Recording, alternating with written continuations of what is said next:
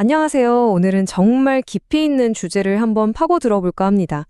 수천 년 전에 나온 이야기인데도 지금 우리 삶의 가장 근본적인 질문에 답을 던져주는 두 가지 지혜, 바로 성경의 헤벨과 불교의 공에 대한 이야기인데요. 이 두 개념이 이 텅 빈 것 같은 세상을 어떻게 바라보는지 그 두 개의 길을 지금부터 함께 걸어가 보시죠. 살다 보면 문득 이런 생각 들 때 있지 않으세요? 내가 이렇게 애쓰고 이뤄낸 것들이 어쩌면 그냥 안개처럼 싹 사라져버리는 건 아닐까? 하는 그런 막막함이요. 맞아요. 바로 그 누구나 한 번쯤 해봤을 법한 질문에서 오늘 이야기를 시작해 보려고 합니다. 이 질문에 대해서요, 동양과 서양의 두 거대한 지혜가 정말 놀랍도록 깊이 있는 답을 내놓습니다. 하나는 유대교 경전, 바로 전도서에 나오는 헤벨, 사라지는 숨결이라는 뜻이고요. 다른 하나는 불교의 핵심 사상이죠. 공, 바로 비어있음입니다.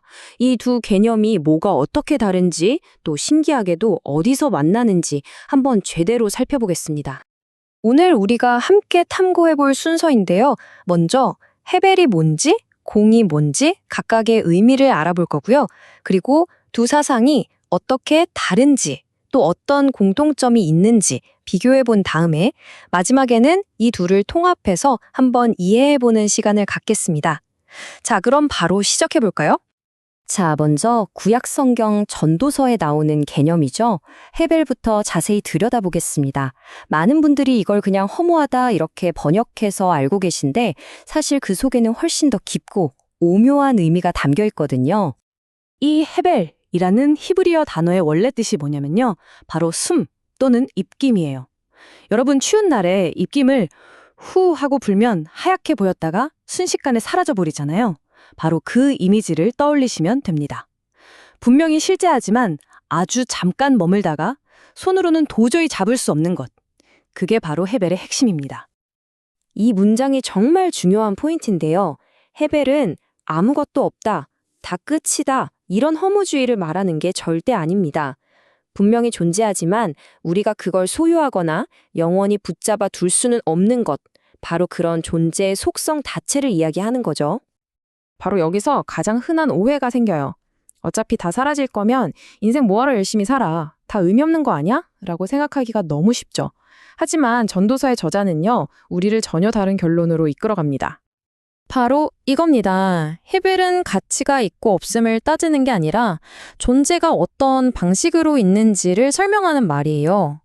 우리 삶은 이 사라지는 숨결처럼 정말 소중하고 실제하는 거지만 그 본질 자체가 유한하다는 걸 그냥 인정하자는 거죠. 그걸 억지로 붙잡으려고 하니까 고통스러운 거라는 아주 깊은 통찰입니다. 헤벨의 신학적인 의미를 보면 이게 더 명확해져요. 창세기를 보면 신이 생명의 들숨, 즉 니슈마트를 불어넣어서 인간이 살아있는 존재 네페쉬가 되고요. 우리의 이 유한한 삶은 그 숨이 다시 나가는 날숨, 즉 헤벨의 과정이라는 거예요. 그러니까 이건 허무한 게 아니라 신성한 생명 순환의 한 부분이라는 거죠. 자, 이제 시선을 동양으로 한번 돌려볼까요? 불교에서는 비슷한 실존적 물음에 공이라는 개념으로 답합니다. 이것도 흔히 비어있다고 번역되지만 그냥 아무것도 없다는 뜻과는 아주 거리가 멉니다. 이 공이라는 말의 원래 뿌리는 산스크리트어 슈냐따입니다. 글자 그대로 풀면 텅 비어있는 성질이라는 뜻인데요. 그럼 대체 뭐가 비어있다는 걸까요?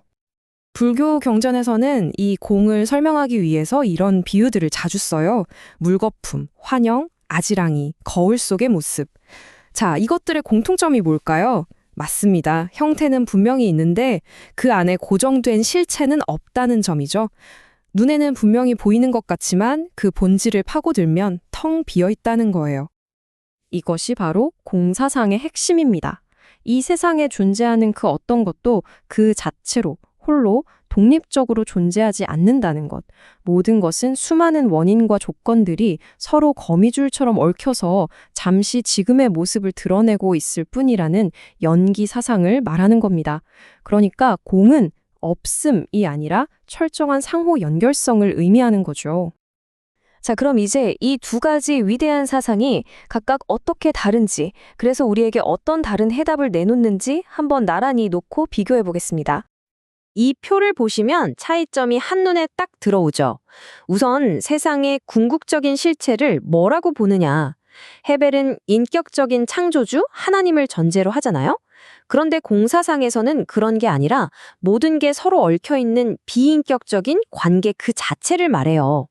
그럼 우리가 뭘 추구해야 하느냐? 윤리적 목표도 달라져요.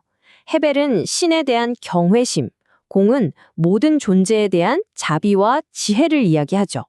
구원의 길도요, 하나는 신의 은혜에 기대는 타력이고 다른 하나는 스스로 깨닫는 자력이에요. 나라는 존재를 보는 관점도 완전히 다르죠. 창조된 영혼이냐 아니면 잠시 모였다 흩어지는 집합체냐. 정말 흥미로운 지점입니다. 그런데요, 진짜 재미있는 건 지금부터입니다. 이렇게나 출발점부터 다른 것 같은 두 길이 정말 놀랍게도 거의 같은 곳에서 만나거든요. 한번 보세요. 둘 다 이거다라고 할 만한 고정된 실체는 없다고 말하죠. 그리고 모든 것은 끊임없이 변한다는 무상을 깊이 통찰합니다. 인간의 얕은 지혜만으로 모든 걸 파악하려는 오만을 똑같이 비판하고요. 그리고 가장 중요한 것, 무엇 나를 내 것으로 만들려는 집착을 내려놓고 바로 지금 이 순간에 충실하며 결국 나라는 생각에서 벗어나야 한다는 결론에 도달합니다. 정말 놀랍지 않나요? 이제 마지막으로 이 두 개념을 숨이라는 하나의 이미지로 한번 엮어보면서 통합적으로 이해해보는 시간을 가져보겠습니다. 정말 아름다운 문장이죠? 한번 음미해 보세요. 헤벨이 신의 들숨으로 생겨났다가 사라지는 존재의 덧없는 측면을 말한다면 공은 그 숨이 나간 뒤에 텅 빈 공간, 즉 모든 것이 다시 연결될 수 있는 그 관계의 장을 설명한다고 볼 수 있는 거죠. 이 순환의 그림을 보면 둘의 관계가 좀 더 잘 보입니다. 신의 들숨, 니슈마트로 존재가 시작되고 우리의 삶은 덧없는 날숨, 헤벨이 되죠. 그 숨이 사라진 텅 빈 공간, 공은 모든 것이 연결된 장이고요. 바로 그곳으로 다시 생명의 바람, 루아어가 불어와서 새로운 순환을 시작하게 되는 겁니다. 마지막으로 이 둘을 명확하게 딱 잘라 구분하자면 이렇습니다. 헤벨이 하나의 존재가 사라지는 현상, 그러니까 존재가 해체되는 과정을 설명한다면 공은 그 해체가 일어나는 보편적인 법칙, 다시 말해 그 해체 안에도 질서가 있다는 걸 설명하는 셈이죠. 하나는 무엇이 일어나는지를 보여주고 다른 하나는 어떻게 일어나는지를 보여주는 거예요. 결국 헤벨과 공, 이 두 개의 길은 하나의 진실을 가리키고 있는지도 모릅니다. 우리 존재는 한 번의 숨결처럼 덧없이 사라지는 것 같지만 바로 그 텅 빈 순간조차 거대한 생명의 흐름과 연결되어 있다는 것. 이 깨달음이 여러분이 지금 들이쉬고 내쉬는 이 한 번의 숨의 의미를 어떻게 바꾸게 될까요? 오늘 이야기는 여기까지입니다.